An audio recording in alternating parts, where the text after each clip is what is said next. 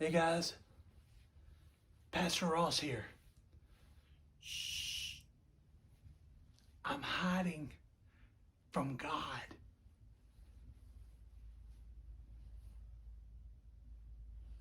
Have you guys seen him? Have you guys seen him? He seems like he's everywhere. He, you can't hide from him. Lord knows I've tried. I've tried numerous times. It happened again recently, just the other day. As all of you know, that me and my wife own a garden center. And I was walking in my garden center the other day, and something told me to call this guy that I heard was very sick. And I picked up my phone and I started to call him. But then something happened. Somebody distracted me, or the phone rang, or something happened, and I didn't do it. And then after I broke free, I started to call him. I was going to pray for him. But it takes a lot to call, a stranger. This is just a customer of ours. I don't know him that well. I've known him for years. He's been coming up there, but I don't know him that well. I've never had lunch with him. I've never gone fishing with him. I've never talked to him outside of work. But something told me to call him that day and to pray with him. That something, by the way, was God. And that someone was me that didn't call that guy to pray with him. And for some reason that entire day, I was doing deliveries and I was trying to make a living like everyone else. And I should have called him, but I didn't. And then I went to our job site that we were working on. And we were taking out everything and taking out bushes, and I was loading the trailer with all the landscape debris. And guess who pulls up?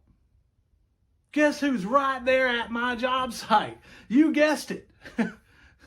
The guy I should have called that morning to pray with. My brothers and sisters, you can't hide from God. You can't hide from him. When he tells you to do something, you should do it. Including this guy here.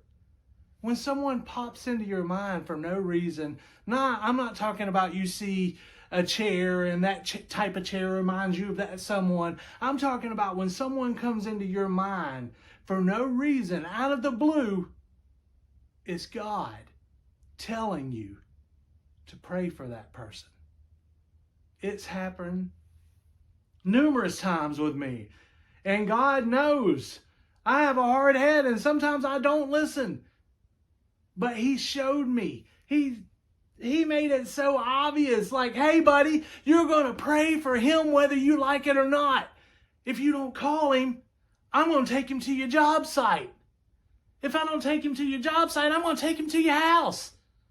Either way, when I tell you to do something, you better do it. It convicted me that day. I realized, I apologize. I'm sorry, God. I should have called him when you first told me to. But he was just teaching me a lesson. He was teaching me that it's his will that will be done. Not mine. Not yours. It's his will.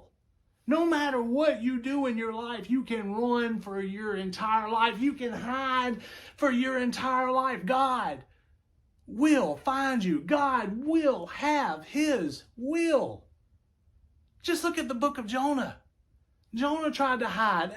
Everybody tried to hide. Moses tried to hide. Everyone tried to hide from God.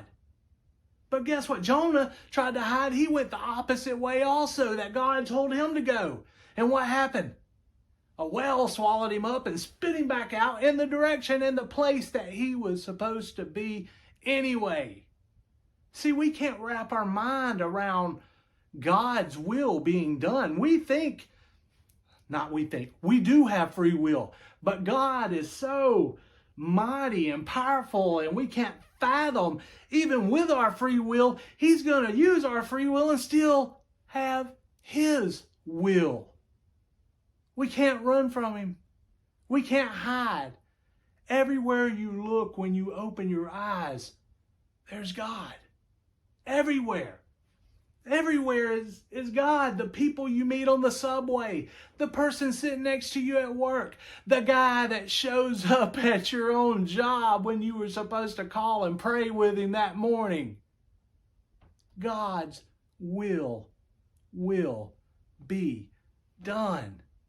So don't wind up like me if God tells you to do something, or like Jonah and get eaten up by a whale and spit out at the same place. Don't end up like that. Listen to him the first time. He talks to all of us. He doesn't just talk to me. He talks to you too. Every last one of us he talks to. And I've said this before, some people call it a conscience. You're born with God living inside of you. You're born with it. Some people call it a conscience. I call it God.